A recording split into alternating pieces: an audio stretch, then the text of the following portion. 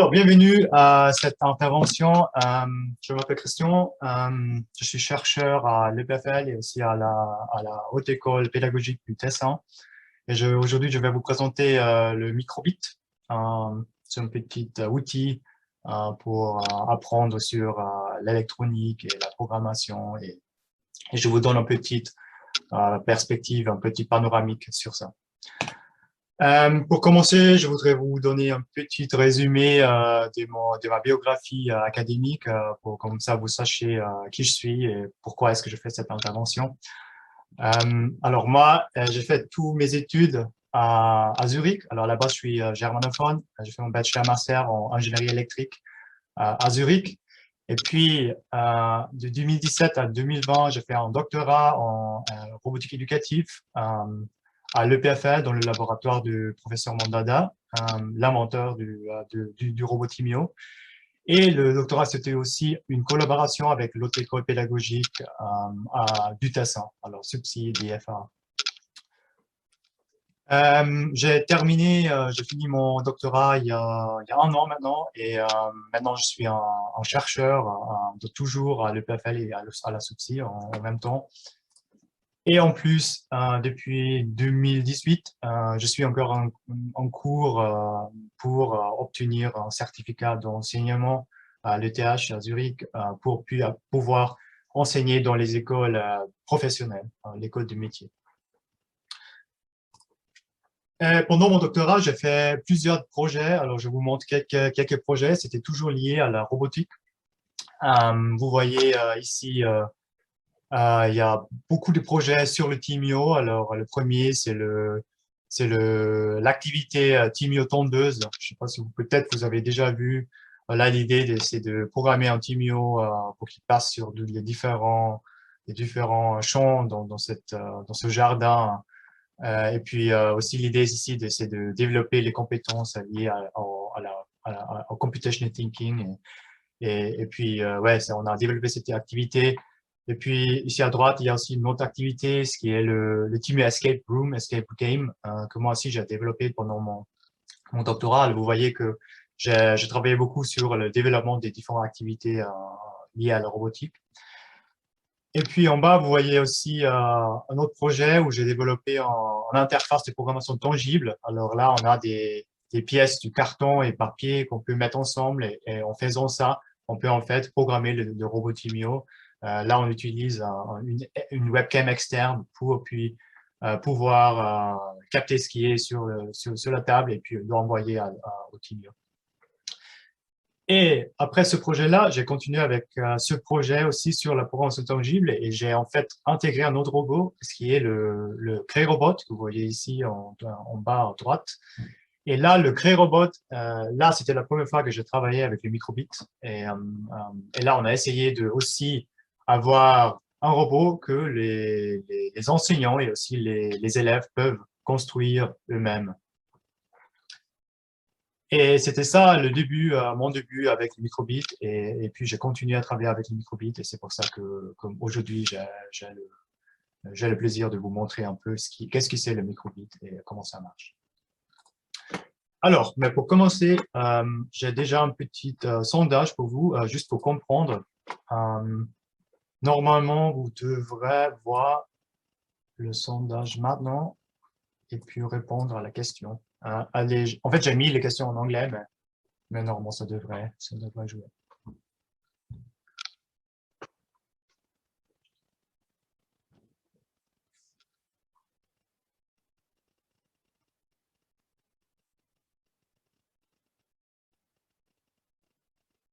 Ok, là, j'ai 6 réponses. J'attends encore 10 secondes. Peut-être il y a encore des gens qui... C'est 7, 8. Ok. Là, il y a quelqu'un dans le chat. Je ne maîtrise pas l'anglais. C'est pas grave, c'est pas grave. C'est bon, je vais traduire les réponses. Alors là, je ferme. Et puis, normalement, vous devrez pouvoir voir le résultat. J'ai demandé qui a déjà eu l'expérience avec le microbit. Et on voit que 5 sur 8 personnes n'ont jamais entendu sur cet outil. Il y a quelques-uns, il y a deux qui ont déjà entendu, mais jamais utilisé. Il y a une personne qui a utilisé quelques fois. Mais ça veut dire que, ouais, vous voyez que la plupart des gens ici, vous n'avez pas beaucoup d'expérience. Alors, je vais adapter la présentation d'une manière pour que tout le monde peut profiter de cette présentation. OK, bon. Alors, le microbit. Juste une petite histoire sur le microbit. Alors, microbit, ça a été développé en 2014 par le BBC en Angleterre. Et ils ont collaboré avec 29 groupes d'entreprises et aussi des instituts académiques pour développer cet outil pour pouvoir promouvoir l'éducation digitale. Et jusqu'à maintenant, il y a presque 1 million de microbits qui ont été distribués aux élèves en Angleterre à l'âge de entre 11 et 12 ans. Et ça a commencé avec le BBC, mais maintenant, il y a une organisation non-profit qui est la Microbit Education Foundation qui continue oui, à gérer le microbit et les activités et tout ce qui est autour de ce projet. Là, je vous montre quelques-uns des partenaires. Alors, vous voyez qu'il y a vraiment des grands partenaires, en fait. Il y a, par exemple, Microsoft, il y a bien sûr BBC, il y a aussi des différentes universités qui ont contribué à ce projet. Alors, c'est vraiment un projet avec un niveau ouais, plus que national. Alors, c'est vraiment un niveau international et beaucoup des experts qui ont travaillé sur cet outil. Alors, pour vous montrer, j'ai aussi un exemplaire ici. Vous voyez que c'est une petite carte. C'est très petit, alors c'est vraiment la taille de ma main, alors encore plus petit que ça. Et là, je vous donne les deux côtés. En fait, il y a deux versions. Alors, il y a la première version que j'ai moi, et ici, je vous montre la nouvelle version. La différence, principalement, c'est que la nouvelle version, elle a aussi des composants qui sont liés au son. Alors, on a un microphone, on a aussi des autres choses qui sont liées au son. Vous voyez que dans cette petite carte, il y a quand même pas mal de choses. Alors, il y a des différents capteurs, des différents actuateurs. Peut-être le plus intéressant, c'est les 25 LED que vous avez. Et vous pouvez l'utiliser pour montrer des choses, pour dessiner des symboles et des lettres et tout ça. Puis, il y a deux boutons, un bouton A et un bouton B que vous pouvez aussi utiliser pour pouvoir interagir avec la carte. Il y a ici, vous voyez, il y a un speaker, alors une haut-parlante, et il y a aussi un microphone, alors il peut capter aussi le son que vous faites. Et en plus, il y a l'antenne. Alors là, il y a la possibilité de communiquer entre deux microbits. Alors, vous pouvez envoyer des signaux entre deux microbits. Et en plus, il y a encore des autres choses. Alors là, en bas, vous voyez, il y a des connecteurs. Alors 0, les pin 1, 0, 1, 2, 3 et pin ground. Là, vous pouvez encore ajouter des autres composantes en utilisant ces pins. Mais je vous montre tout en plus détail plus tard. Alors ça, juste pour vous donner un petit résumé sur la carte. Et peut-être aussi un petit moment, je voudrais prendre un petit moment pour vous montrer la différence entre le microbit et des autres cartes que vous peut-être avez déjà vues. Alors, peut-être vous avez vu aussi aujourd'hui sur Oteco, il y a un autre workshop sur le Raspberry Pi. Et un autre classique, c'est l'Arduino, ce qui est aussi une carte. Et je voudrais juste vous montrer les différences principales. Alors, le Raspberry Pi, en principe, c'est un mini-ordinateur. Alors là, vous avez vraiment un ordinateur, presque le même ordinateur que j'ai ici. Vous pouvez connecter un écran et puis l'utiliser vraiment comme un écran, comme un ordinateur. Vous avez des connecteurs USB, il y a du Wi-Fi, il y a vraiment tout dedans. Alors, il y a des gens qui utilisent le Raspberry vraiment comme un ordinateur. Vous pouvez regarder les films. Il y a presque tous les tous les fonctionnalités comme un ordinateur a. Puis l'Arduino, par contre, c'est pas un ordinateur, c'est un microcontrôleur. Alors ça, c'est un microcontrôleur qui a été développé il y a beaucoup de temps. Je pense que c'est les années 2005 que c'était le premier Arduino qui a été développé. C'est vraiment un microcontrôleur qui a été développé pour des bricoleurs. Des bricoleurs qui veulent jouer avec l'électronique et bricoler un peu leur truc pour faire leur propre projet.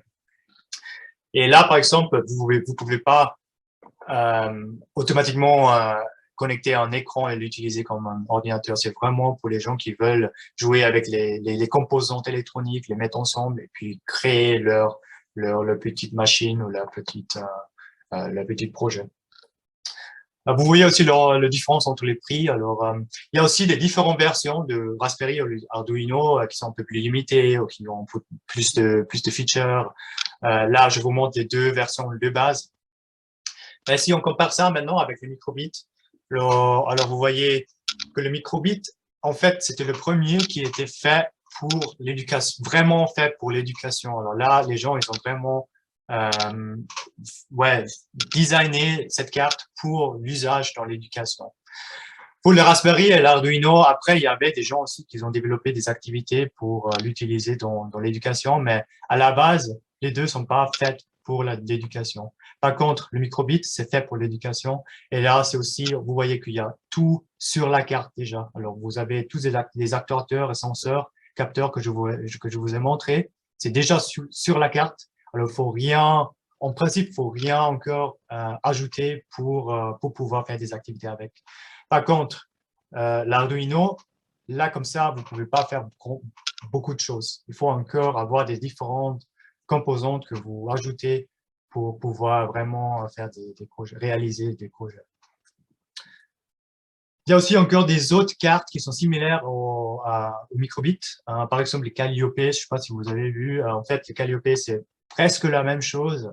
C'était juste que le microbit s'était développé en Angleterre et le Calliope s'était développé en Allemagne. Puis, il y a des petites différences. À la fin, c'est la même chose. Là, vous voyez la différence entre le prix parce que ici, je vous montre en fait un kit. Alors là, vous avez encore déjà des autres composantes en plus. Et là, le microbit, c'est justement seulement le microbit. Alors, si ça vous intéresse encore un peu plus, je cherchais à trouver un petit vidéo qui montre encore un peu plus en détail qu'est-ce que c'est vraiment la différence entre les trois cartes, Raspberry, Arduino et Microbit. Mais selon moi, vraiment, si vous voulez introduire les concepts et les idées dans les classes, selon moi, le plus simple, ce serait de commencer avec le Microbit. Et puis, quand vous avez avancé un peu plus, on peut bien sûr toujours passer aux autres. Mais le microbit, pour commencer, selon moi, c'est un bon choix. Et aussi pour le microbit, bien sûr, il y a des extensions. Alors, aussi là, comme j'ai dit, alors normalement, vous êtes déjà, avec le microbit, seulement le microbit, vous êtes déjà prêt à faire des différents projets qui sont assez cool. Mais si vous voulez aller encore un peu plus loin, il y a toujours encore des autres composants que vous pouvez ajouter. Et je vais vous montrer après des exemples où des enseignants ou des chercheurs, ils ont fait ça pour créer vraiment des grands projets ou pour faire vraiment quelque chose de chouette. Là, c'est un exemple d'un kit. Là, c'est un autre similaire. Là, peut-être, par exemple, vous pouvez encore ajouter un moteur ou des LED ou ouais, plein de choses qu'on peut ajouter. Et ici, je vous montre encore un kit. En fait, c'est déjà un kit pour faire un robot mobile. Alors là, si vous achetez ça, c'est vraiment pas cher. Alors là, c'est 36. C'est pas en francs. En francs, je pense que c'est 50 francs plus ou moins. Vous avez le microbit et aussi toutes les composantes pour créer ce petit robot que je vais vous montrer après aussi. OK. Et au niveau des langues de programmation, alors là aussi, pour le microbit, il y a pas mal de choses. Le langage principal, c'est le Microsoft MakeCode. C'est aussi une programmation en utilisant des blocs. Là, c'est très similaire à Scratch ou Blockly. Peut-être vous avez déjà vu des différents blocs, des différentes couleurs. On peut les mettre ensemble et facilement l'envoyer au microbit pour l'exécution. On peut l'utiliser sur l'ordinateur, là, comme ça, on utilise le câble pour le connecter avec le microbit. Mais il y a aussi une version sur tablette pour Android et aussi iOS pour connecter en utilisant Bluetooth. Alors là, on peut, sans câble, envoyer le programme à la carte. Pour ceux qui veulent faire des choses un peu plus avancées, il y a aussi la manière de programmer le microbit en utilisant Python. Le Python, peut-être vous savez que maintenant, c'est vraiment la langue très, très populaire pour apprendre la programmation textuelle. Bien sûr, il y a aussi Scratch. Alors, on peut, Scratch, probablement, vous connaissez tous, c'est une langue très, très fréquemment utilisée et il y a aussi une possibilité d'utiliser le microbit avec Scratch. Puis, il y a aussi Swift Playgrounds. Swift, c'est une langue développée de Apple. Alors là, ce qui est intéressant, c'est aussi on peut l'utiliser sur le tablette. Et puis, en fait, il y a déjà tous les exercices dans l'application. Vous pouvez directement programmer. Alors, vous voyez l'exercice et il y a une petite partie où vous pouvez déjà commencer à coder. Et il y a, là, on va tous ensemble. Alors, il faut rien d'autre. Tout le matériel, c'est déjà dedans l'application. Et il y a plein des autres langues aussi. Alors, si vous allez sur le site que je vous montre ici, c'est le site principal de Microbit, vous voyez toutes les différentes langues qui sont utilisables avec le Microbit. OK, maintenant, je parle beaucoup. Je vais vous donner quelques idées de qu'est-ce que c'est. Mais maintenant, je voudrais vous proposer de expérimenter vous-même.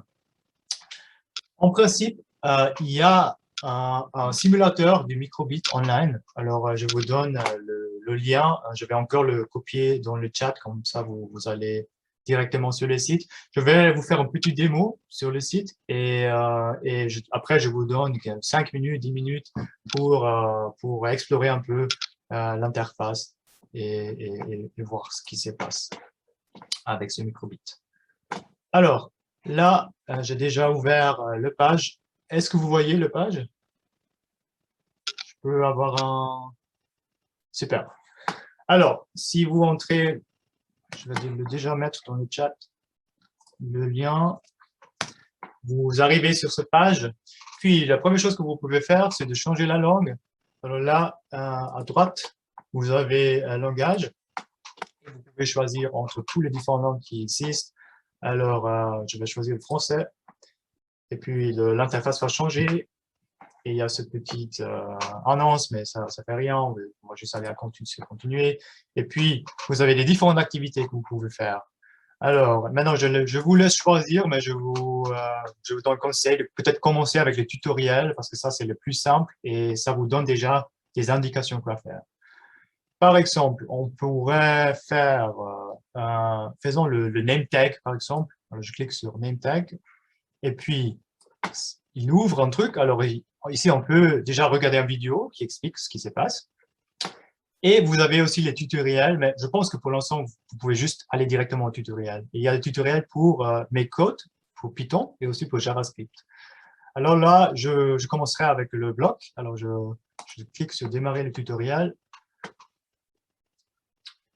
Et là, vous êtes dans l'interface de programmation avec quelques annonces. Alors là, dis à tout le monde qui tu es, affiche ton nom sur les LED. Ça, c'est l'objectif de ce tutoriel.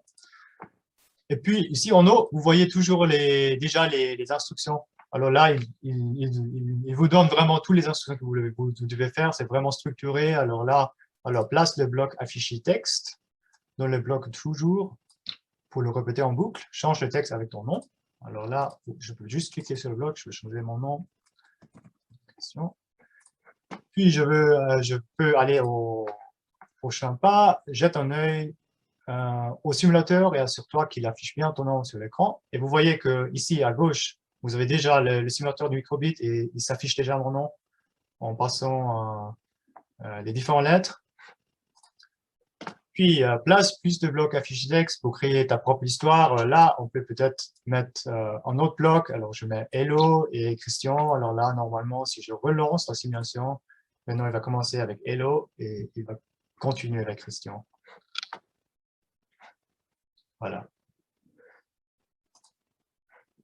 Et si tu as une carte microbit connectée, alors maintenant, si vous avez une microbit, vous pouvez aussi connecter et puis télécharger. Alors ici en bas, vous avez aussi téléchargé le bouton télécharger. Vous pouvez télécharger le même code sur le vrai microbit et observer ce qui se passe. Voilà, je vous donne alors quelques minutes, disons 8 minutes, alors à 17h45. Et je vous laisse vraiment choisir. Il y a des tutoriels, il y a aussi des différents projets que vous pouvez. Il y a aussi un projet libre. Alors là, vous pouvez juste faire ce que vous voulez. Et si vous avez des questions, vous pouvez les mettre dans le chat. Comme ça, tout le monde on peut répondre à tout le monde. Et puis oui, à 17h45, peut-être on continue avec une petite discussion.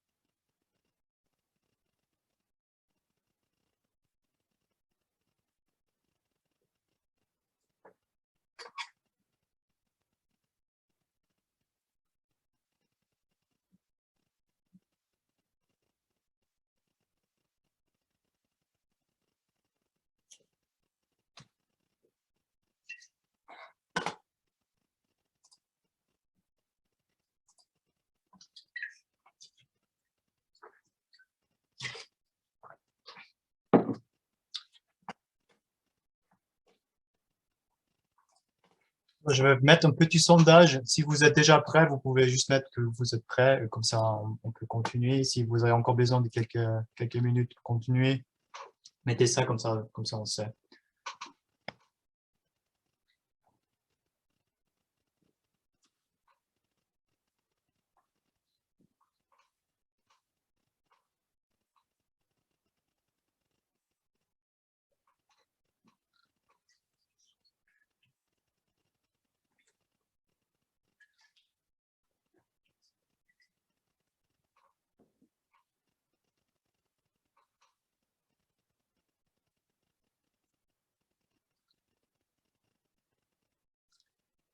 Ok, il y a 5 personnes qui ont répondu. Il y a 3 qui disent qu'ils sont prêts et 2 qui n'ont pas encore besoin. Non, mais 4 maintenant. Alors, je vous donne encore une minute peut-être, comme ça, et puis on continue. Puis, pour ceux qui sont déjà prêts, j'ai encore un autre sondage. Comment c'était?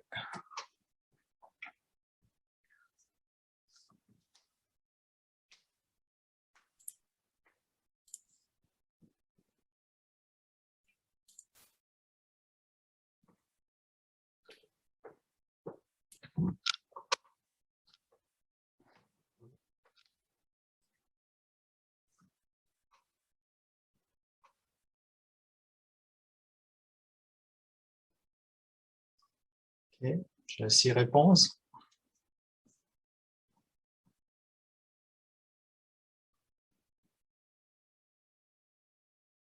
Ok, quelques personnes en plus, alors 7, ok, voilà. 8, ok.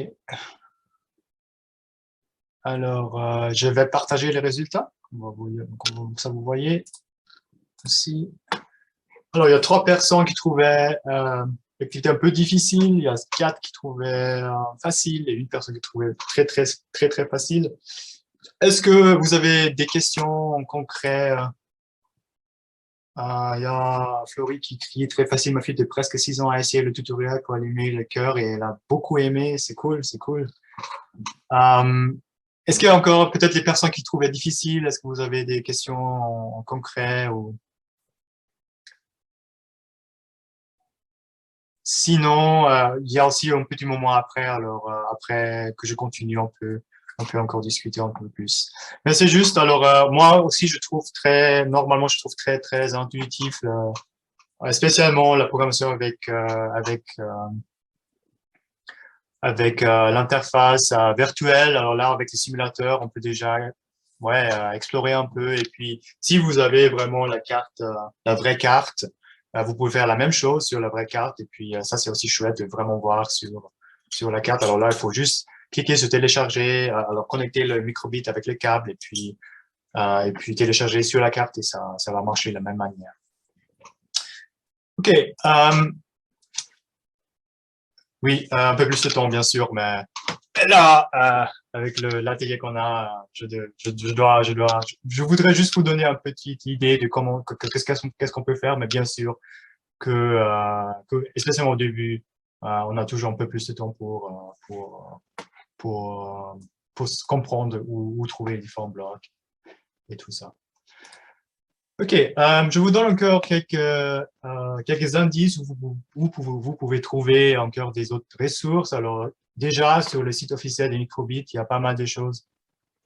Là, par exemple, il y a aussi un site sur Microbit, le sous-site projet. Et là, il y a aussi des différents projets encore en plus que de ce que vous avez déjà vu avec des différents parcours même. Alors, je peux peut-être vous montrer vite. Euh, Là, alors là, par exemple, je sais pas, je choisis quelque chose.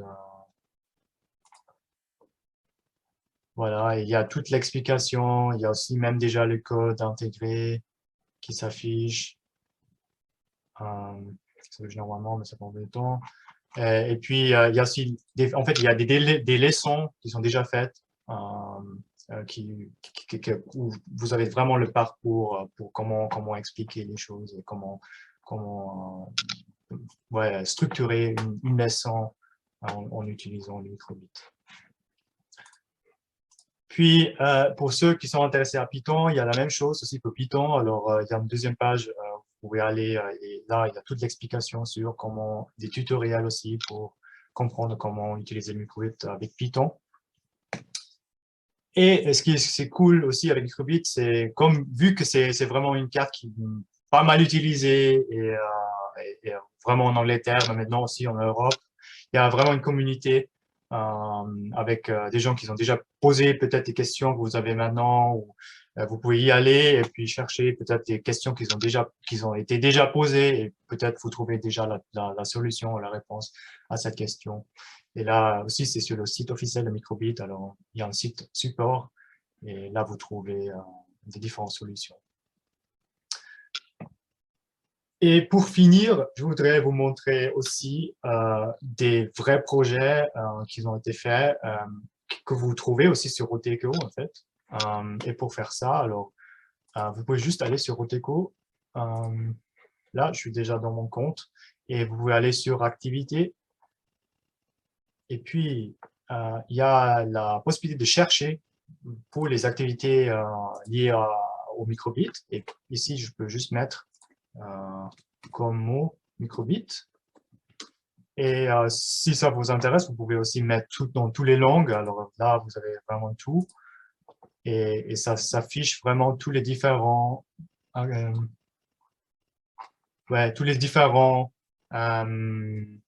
activités liées au microbit. Et là, je vous montre trois exemples.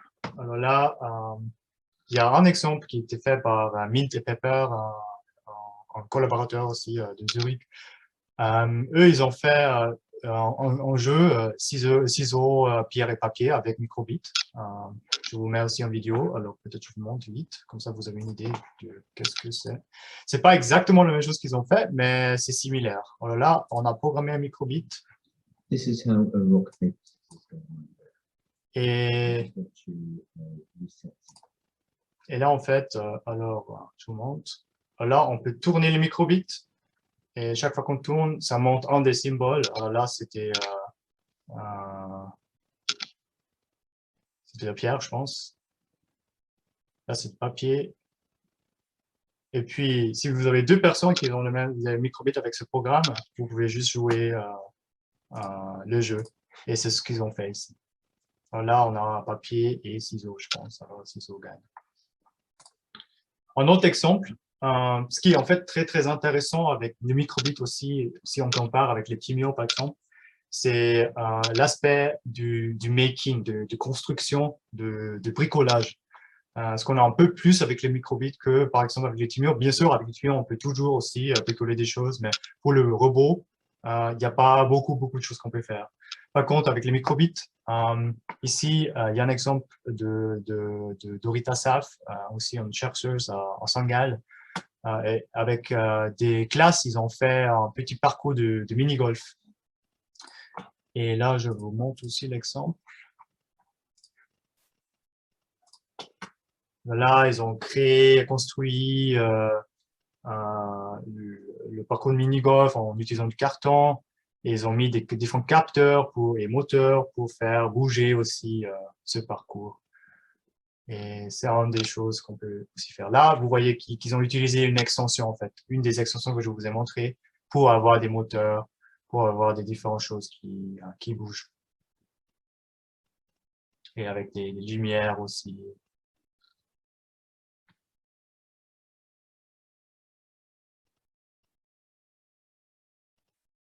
Et là aussi, pour cette activité, vous trouvez tout sur Roteco, comment préparer, comment faire, comment programmer aussi.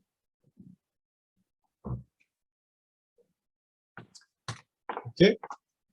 Puis, le prochain exemple, c'était aussi un projet assez cool, un peu avancé, mais assez cool. C'est peut-être pas pour l'école primaire, je dirais plutôt secondaire, ou même gymnase.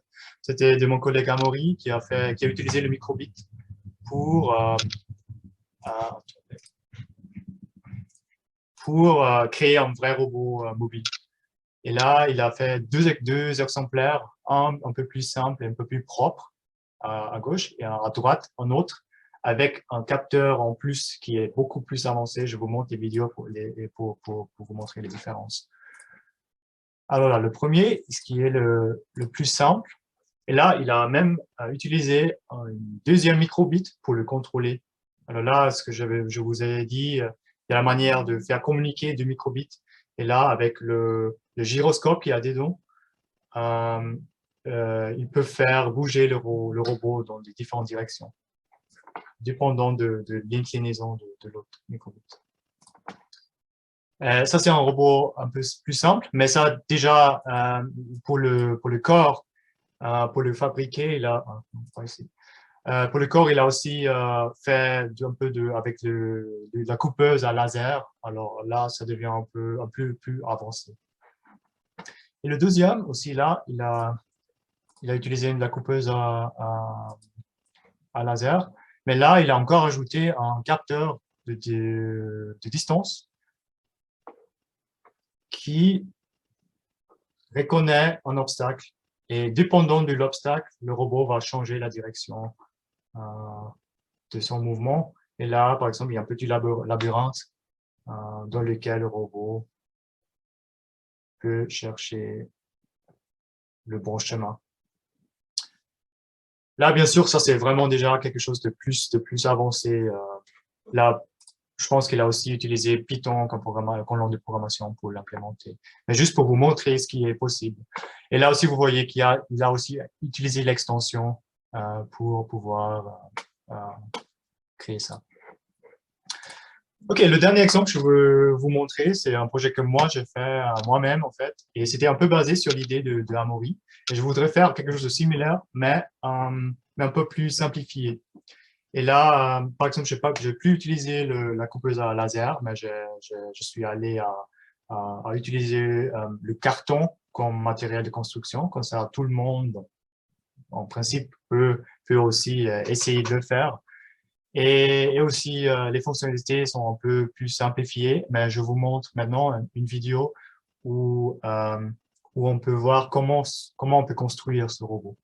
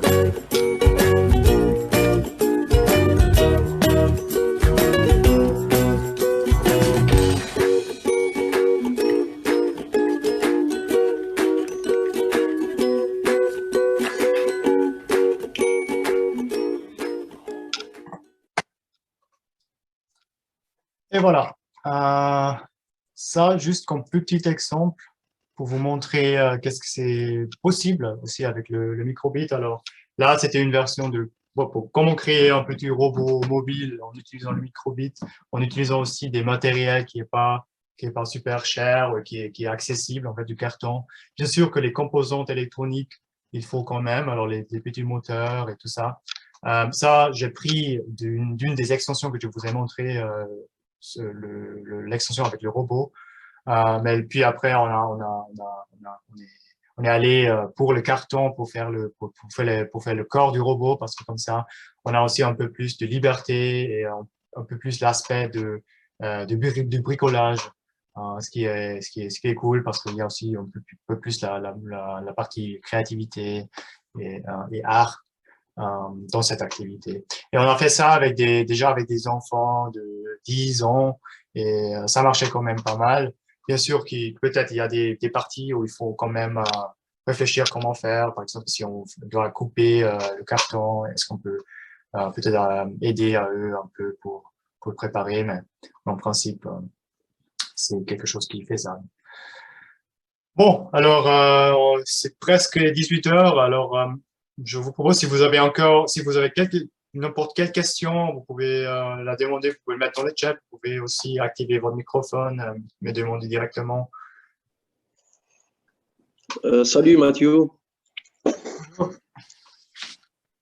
Mathieu, une petite question. D'abord, je veux remercier pour votre présentation. Oui. Est-ce que vous m'entendez? Oui, oui. Oui. Donc, est-ce qu'on peut utiliser des moteurs comme RC moteur ou DC dans la carte microbit? Et est-ce que l'extension, on peut utiliser avec eux ou non? Parce que je trouve qu'il y a trois ports d'entrée, numéro 1, 2, 3, je Ouais, pense. ouais. Est-ce qu'on peut programmer comme l'Arduino, les moteurs Oui, et oui, les oui. capteurs?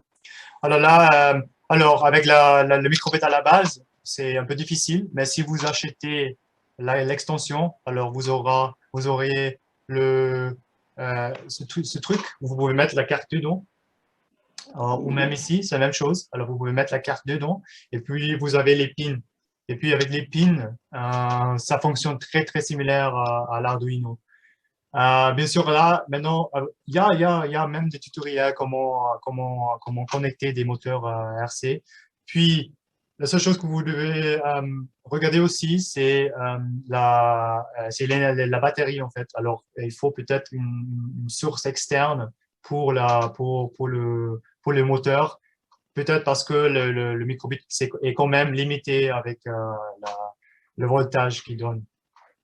C'est la seule Oui. chose. Merci, Mathieu. Mais bien sûr, vous pouvez juste chercher sur Internet, sur YouTube aussi, il y a beaucoup de tutoriels sur ça. Ok, d'accord. Merci. Est-ce qu'il y a encore des autres questions? Ouais, j'en ai une petite. Oui. Du coup, ça peut être remonter avec la même question. Vous m'entendez ou pas? Oui. Donc là, j'ai pas trop compris, mais au niveau des moteurs, par exemple, si on prend des moteurs directs, vous savez, les petits moteurs Ouais. qu'on peut trouver, et je sais que je peux pas brancher directement mes moteurs avec le microbit parce que je vais saturer le microbit d'énergie, donc ça va me cramer. Ouais. Mais si je mets comment dire, quelque chose entre les deux pour éviter que ça surcharge, est-ce que le microbit peut donner des ordres pour allumer et éteindre un moteur, par exemple? Oui. Là, vous pouvez juste, alors vous avez les différents pins, alors 0, 1, 2. Et là, en utilisant les pins 0, 1, 2, vous pouvez juste envoyer des signaux à cet élément additionnel qui puis donne le signal Mais sans utiliser de servomoteur. Oui. Donc là, du coup, j'ai juste à brancher directement sur ma microbit, même si mes moteurs peuvent prendre 4,5. Par exemple, j'en ai deux, donc ça me fait du 9 volts et le microbit peut prendre que 3. Bon, ça, je vais un doute. Exact. Non, alors il faut il faut quelque chose entre deux pour gérer. Puis il n'y a pas vraiment de problème. Alors les moteurs marchent aussi à moins de voltage. C'est juste que ça sera moins vite. Alors D'accord. c'est pas assez. Les moteurs sont plus puissantes que le voltage que le microbit peut donner. Alors ça tourne peut-être un peu lente. Vous pouvez pas aller au max, mais en principe. D'accord. Donc, en gros, dans tous les cas, même si j'ai des moteurs qui peuvent prendre plus d'énergie, comme je passe par microbit, je n'aurai pas l'énergie maximum. Exactement. D'accord. Ouais, du coup, et je pense que dans l'exemple que je vous ai montré de Amaury, il a fait exactement ça. Là, il a mis je pense qu'un DC moteur. Si vous allez chercher ici sur le lien, il montre aussi ce qu'il a fait. Ouais, du coup, c'est plus vers lui qu'il faut que je me tourne pour avoir plus d'informations, je pense, dans ce cas-là. Ouais. D'accord, ok. Merci. Merci beaucoup. Merci à tous. Alors, c'est 18h03. Je pense, peut-être s'il n'y a pas des autres questions, on peut tous retourner à la salle principale. Je vous remercie beaucoup pour la participation. J'espère que c'était intéressant et au moins, bien sûr que c'est pas beaucoup de temps, mais au moins pour vous donner un peu une idée de qu'est-ce que c'est le microbit.